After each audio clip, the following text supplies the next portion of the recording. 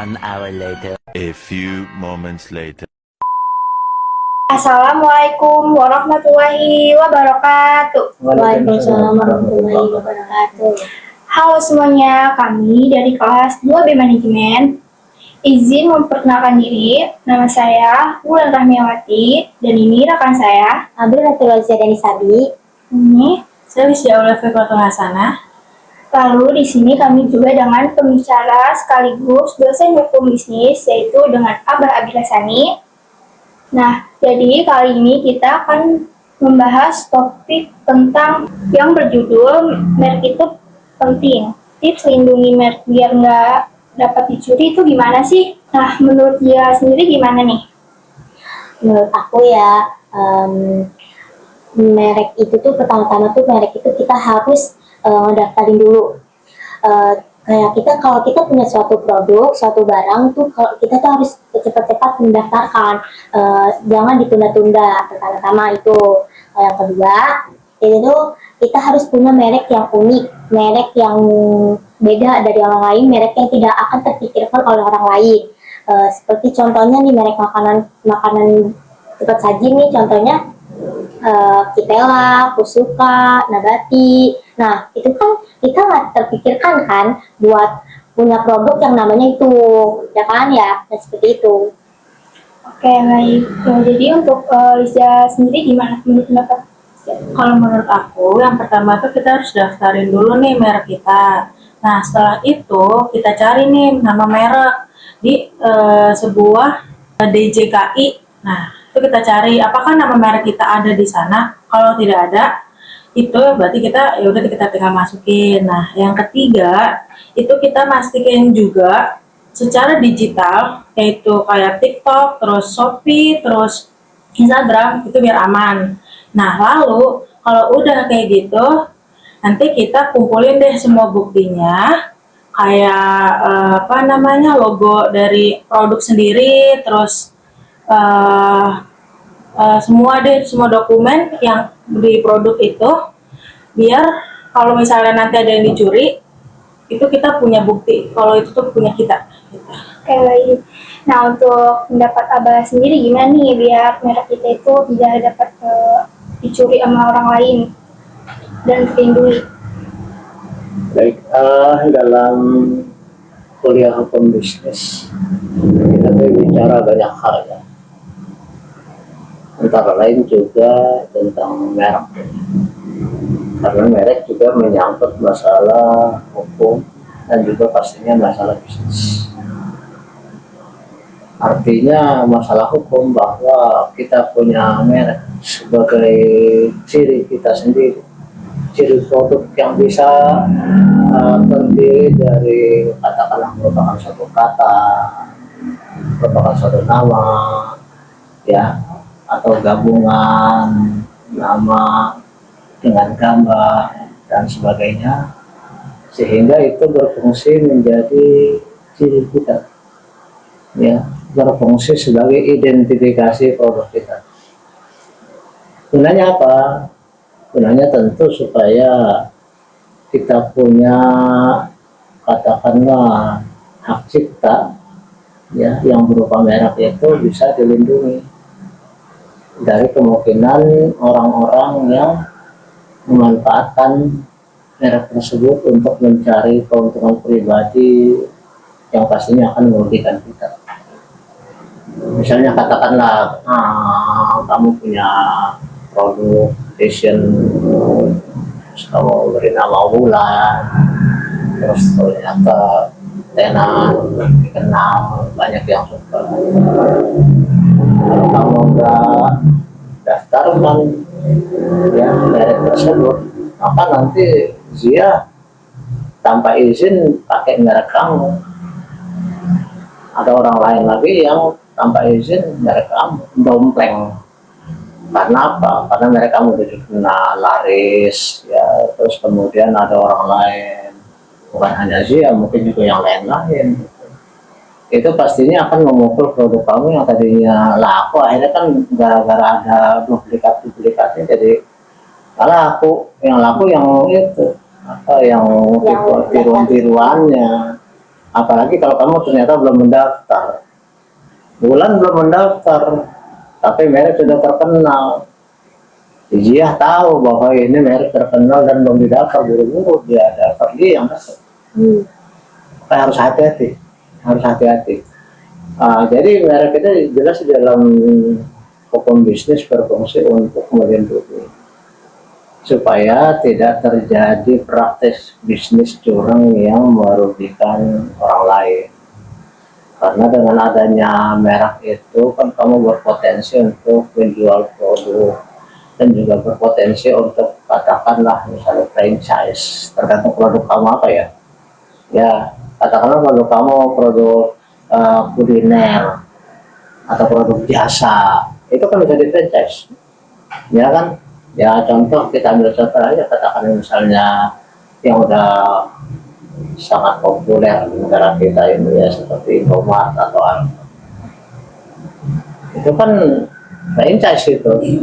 Dia punya satu lahan yang lumayan besar, letaknya strategis, ada bangunannya yang cukup luas. Itu bisa daftar franchise ke pemilik franchise itu, franchisernya. Kamu sebagai franchisee, jadi kamu bisa buka toko di situ dengan nama Indomaret atau Alfamart. Ya, barang akan dipasok oleh mereka. Keuntungannya kamu nggak perlu lagi promosi, orang udah langsung datang. Ya kan, tapi kalau misalnya pakai nama kamu,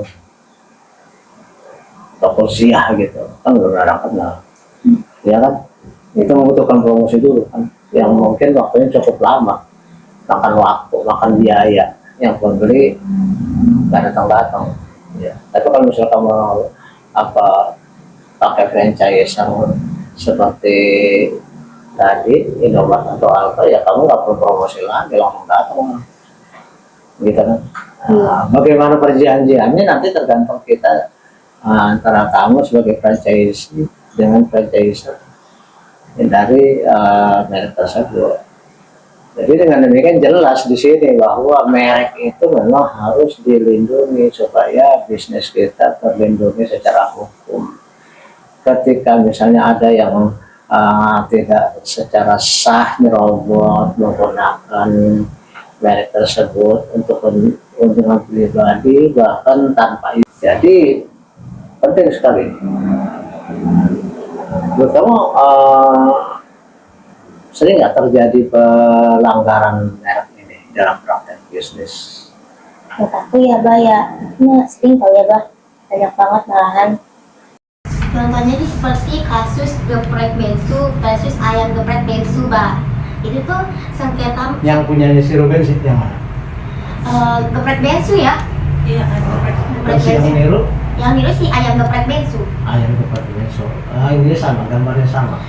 Ininya sih dia yang kata-katanya Logo. itu ya logonya. Logonya apa sih gambarnya? Gambar si Ruben? Bukan.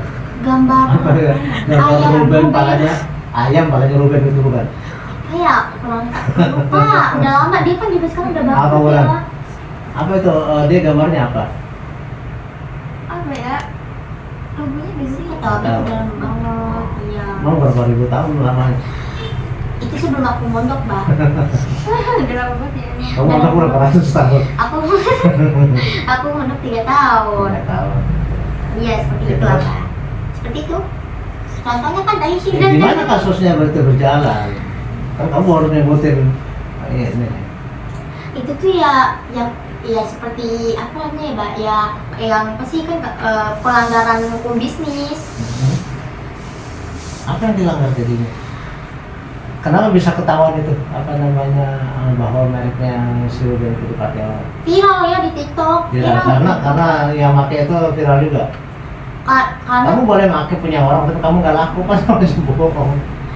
punya si geprek bensu ini laku Mbak Gitu. tadinya. Terus kayaknya ada yang ngikutin Mbak. Terus laku juga. Laku juga. Akhirnya si Ruben malah turun. Iya turun tangan gitu kayaknya. Bukan turun bisnisnya. Iya turun bisnisnya. Turun bisnisnya gara-gara namanya dipakai. Mungkin bisa jadi sih. Soalnya sekarang dia udah tutup sih Mbak. Siapa? Si itu geprek bensunya. Yang punya slogan? Dia punya Ruben itu. Oh, terus yang punya penirunya? Kurang tahu ya. Oh. Kali gitu barangkali yang punya pendirinya malah masih jalan terus sementara si Ruben punya sendiri. Apa masih ada ya? Apa udah nggak ada? Udah nggak ada juga ya? Terus apa tindakan si Ruben waktu itu? Kan ini dilaporin bukan sih? Dilaporin Pak. Dilaporin ke mana? Ke saksi? Ke iya. Ke mana? Biasanya ke polisi. Masa ke polisi nggak mungkin kan ya Pak? Terus apa lagi pelanggaran yang lain lagi selain geprek bensu? Coba dicari. Banyak sih bagi. Oke, jadi intinya suatu kekayaan intelektual hasil pemikiran orang, baik itu berupa suatu karya seni seperti lagu, puisi, drama, hasil intelektual berupa buku, ya kita ngomong buku atau apa gitu, bisa juga berupa hasil matahari, ya kan, bisa juga berupa katakanlah suatu piranti teknologi, aplikasi internet, kita berhasil menciptakan suatu itu namanya paten kalau itu, karena nanti dia berupa suatu piranti. Kalau yang hak cipta itu hak kekayaan intelektual berupa kayak tadi tuh yang apa namanya karya seni. Bisa juga dia entar lain berupa merek. Itu semua adalah hak merupakan kekayaan intelektual hasil pemikiran seseorang yang harus dilindungi karena dia mengandung potensi mendatangkan keuntungan ekonomi, ya kan. Merek kalau sudah terkenal pasti mengandung potensi mendatangkan keuntungan banyak, ya kan, seperti yang kamu sebutkan. Geprek bensu ataupun merek-merek yang lain seperti katakanlah rumah sepatu, ya, atau katakan lagi misalnya makanan udah terkenal misalnya. Makanan itu tadi geprek bensu kan, iya. Kalau ini kalau kamu jilat yang terkenal Pak? Sekarang ya banyak sih kalau merek di belakang, ada Friskov, ada Pasmina. Yang paling mahal, paling bagus, paling terkenal apa? Pasmina sih biasanya. Pasmina atau misalnya merek baju apa lagi yang paling terkenal, yang paling lumayan? H&M. Mungkin seperti itu ya, kan abang nggak tahu. Tapi yang jelas kalau merek itu sudah terkenal dan mendatangkan benefit yang harus dilindungi gitu. Kalau misalnya kita lalai tidak melindungi, maka ada kemungkinan itu diambil alih oleh orang lain dan dia yang mendaftarkan, maka otomatis nanti ketika apa yang kita punya tadi mendatangkan keuntungan besar, ya kita sebagai penciptanya nggak bisa ngapa-ngapain. Kita sebagai penciptanya jadi hanya bisa melihat aja keuntungan diambil oleh orang lain, karena kita ya dapat mikir gitu ya. Ini nanti di dalam kuliah hukum bisnis kita juga akan mendalami itu bagaimana merek itu harus bisa kita pertahankan karena dia membuat atau memiliki potensi membuat kita menjadi kaya, ya kan. Bisa yang selain merek juga yang membuat kita bisa jadi kaya kan paten itu, ya kan, kayak orang menemukan aplikasi ojol misalnya, ojek online itu kan aplikasi yang bagus sekali. Tadinya kan orang ojek kopang, ya, ojek pangkalan, ya kan, yang mangkalnya di mana, dan kita juga kalau misalnya rumahnya seperti saya agak jauh ke dalam kan nggak ada ojek pangkalan, jadi kalau perlu kan susah, ya kan. Tapi kalau gimana dia muncul kan kita nggak buka aplikasi di datang, kan begitu. Nah berarti aplikasi seperti itu merupakan paten yang bisa mendatangkan keuntungan mahal biasanya kalau paten itu dan hak cipta.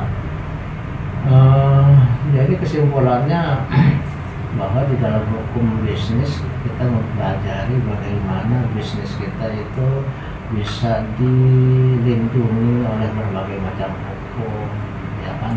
Ada hukum perlindungan konsumen, ya, kemudian juga baru itu marketplace ya, kamu yang bisnis melalui online ya kan, ada marketplace seperti Lazada, Shopee, Tokopedia dan sebagainya.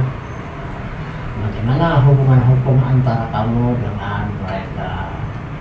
Kamu selaku seorang UMKM, usaha kecil menengah ya, kamu punya bisnis apa gitu, kamu daftar, tapi kan mereka itu menerapkan suatu syarat yang kamu take it or leave it, mau terima suatu terima udah jalan, padahal itu boleh dikatakan menguntungkan mereka sendiri ya. Kalau misalnya ada keluhan kamu yang kena ketiban puluh mereka, padahal juga ada untung dari karena seperti itu mereka itu melimpahkan beban ke kamu, itu kan berarti kan perjanjiannya berhasil lah. Nah itu saya kupas dalam karya tulis saya yang terbaru, yang di dalam apa namanya status saya kasih judul, saya kasih itu akan saya apa namanya jurnal gitu. Jadi ada perlindungan konsumen, ada hukum yang lain-lain lah dalam ruang bisnis yang ada data reality portfolio. Oke, saya kira itu saja yang bisa kita bahas pada hari ini. Masih ada nggak yang mau ditanyakan? Silakan kalau mau ditanya. Ya biasanya kalau yang nanya. Ya, jadi menurut Abah berarti kita tuh benar-benar harus mendaftarin langsung gitu ya Abah kalau punya produk. Iya, kecuali kalau kamu ngomongnya udahlah berbaik hati biar aja orang itu terserah kamu. Jadi ya, kalau misalnya kamu berniat, kamu berpikir bahwa ini merek saya ini kuat, potensial, mendatangkan keuntungan, saya nggak mau tidak oleh orang lain, oleh para pembaca. Ya kan capek-capek orang nulis, bukunya dibaca, ya kan. Apalagi kemudian mahasiswa banyak beli buku bajakan karena murah kan gitu kan. Penulis yang aslinya kan karena buku aslinya nggak dibeli, yang dibeli adalah buku bajakan, otomatis yang penulis aslinya itu nggak dapat apa-apa, hobi dia itu otomatis akan membuat dia udah nulis lagi kan. Ngapain kalau gitu saya capek-capek nulis gitu kan. Saya bikin lagu misalnya, itu lagu saya diklaim sama orang, dia yang top, yang terkenal dalam negeri. Kalau saya bikin, ngapain bikin? Capek-capek, ketika bikin dia yang kaya kan gitu kan.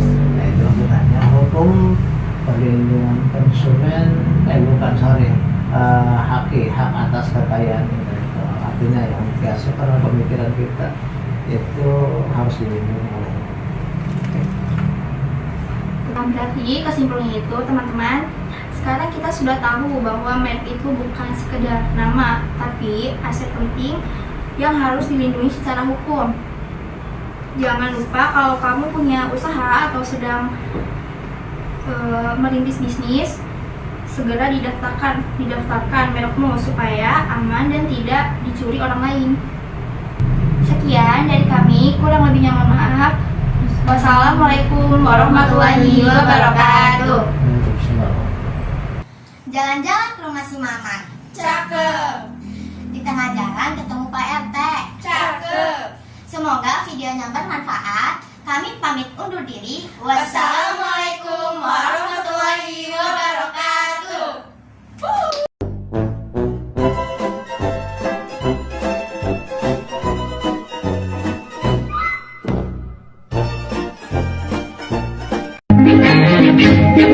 Salagadoola, menchikaboola, bibbidi bobbidi. Contohnya apa, Bang? Contohnya apa sih tadi, Bang? Nggak tahu. Iya, Bang mah. Logonya apa sih gambarnya? Gambar si Ruben. Ya, ayam palanya Ruben itu bukan? Iya. Biasanya kok banyak pertanyaan.